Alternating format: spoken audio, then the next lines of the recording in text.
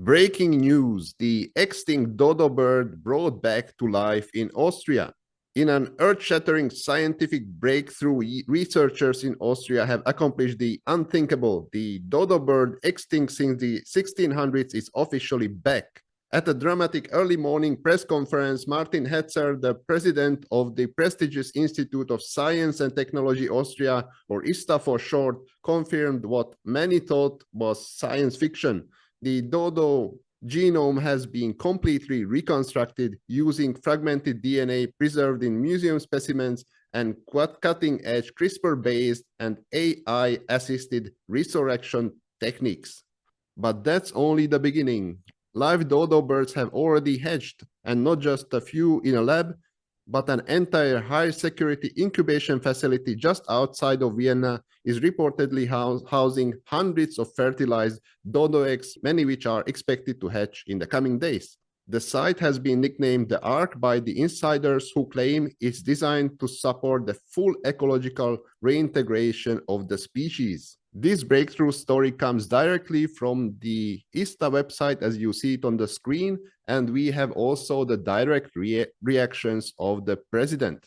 So here is what he says, quote, "Undoubtedly the scientific achievement of our generation. As a researcher investigating the biological factors of age, I wish the new dodo line, may it the second time live long and prosper," end quote. And so now let's back up just a little bit and reevaluate the situation. This would be a wonderful news if not for the itsy-bitsy detail of the today's date that happens to be April the 1st.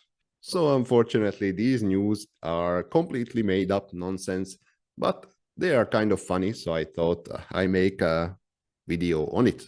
So the website is very much real, and well, I will link it in the description below, and you can check it out in detail. It's quite funny actually. But also, just on being a bit real here, so also this reminded me on stories that periodically resurface in the news media on actually quite similar issues on reinstating or recreating the woolly mammoth or a dodo or Tasmanian tiger or whatever is on the plate at the time. Oh, well, I'm sorry to say that these efforts, although they sound good, they are actually not possible and realistically not achievable. I mean, I definitely blame Jurassic Park for this one. So it's kind of shown in a very simple way how you just, oh, well, put the genome, toss on some frog genome to it, and then you can create some dinosaurs and whatever. But unfortunately, it does not work that way. Although we can do quite a bit with the genome nowadays, especially when things like cloning and genome editing exist, but these are not a magic bullet, and we cannot create new species with it in a sense that we cannot bring back an existing species from extinction. The reason for this is actually, there are actually multiple reasons, and the first would be that we actually do not have the complete DNA of these species. Yes, fragments exist, but well, I don't know if you have ever seen a archaeological sample or genotype of an archaeological sample, but is very much fragmented. So there is a tons of missing parts in there, and so basically it's just not complete at all. It is okay for population genetic studies or archaeogenetic studies, but definitely not for recreating an organism. Also, we do not have any living cells, so it is not possible to clone, because to clone something, you have to have the original one that you want to clone from, and we do not have this. So we would actually need living and intact cells from these species, which is well, clearly not there. Yeah, of course, what we have is gene editing nowadays, but again, this has definitely its limits, and for this purpose, I'm quite convinced that it will have limits also in the future. And finally, from my side, although this is probably not an exhaustive list of reasons, but basically, even if we could put together a genome, which we cannot, but for the argument's sake, let's say we can, we still need to do the leap from the genome itself to an embryo, which would then grow up as an adult representative of its species. But since we do not have the technology to assemble such a functional embryo, then the whole endeavor is actually not possible.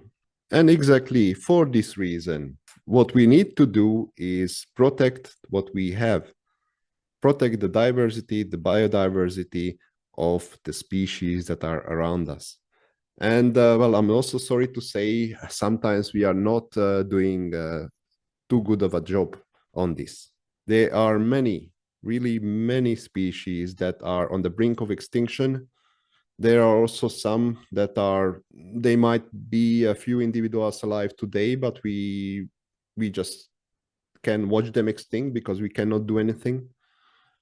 And some that are critically endangered, maybe just in a single area, that are extremely vulnerable to any kind of disease or natural catastrophe or political events such as wars and all types of stuff that if it hits that region, entire species, with only a few hundred representatives, they just might be gone. And just to wrap up this video with a few examples of such species, so I would just mention 3. And the first one would be the Javan rhino from Java, Indonesia. Only around 76 individuals remain in the wild. They live in a single park, making the species extremely vulnerable to disease, natural disasters, and habitat loss. Another example is the northern bald ibis, which is also critically endangered. It is in isolated locations in Morocco, also some sites in Europe and Middle East. Well, although it was once quite widespread in Europe, now it just really survives in a few colonies. Well, there's ongoing conservation efforts, so we hope for the best. And finally, the Yangtze giant soft-shelled turtle, critically endangered. Only 3 known individuals are alive, with no confirmed breeding pairs. Efforts to breed the remaining males and females were so far unsuccessful, making the extinction imminent without scientific breakthroughs. So we started with a funny bit and ended up with not so much of a fun of a note. But yeah, that's how things are sometimes. Definitely, if you want to take away something from this video, or well, maybe 2 things. First, protection of biodiversity is really, really important. And the second one, do not trust everything that you read on the internet. So this is everything from my side today. I thank you for your time that you invested to this video. I hope you had fun. I certainly did. And anyway, what remains from my side is just to thank you again and wish you a really nice day.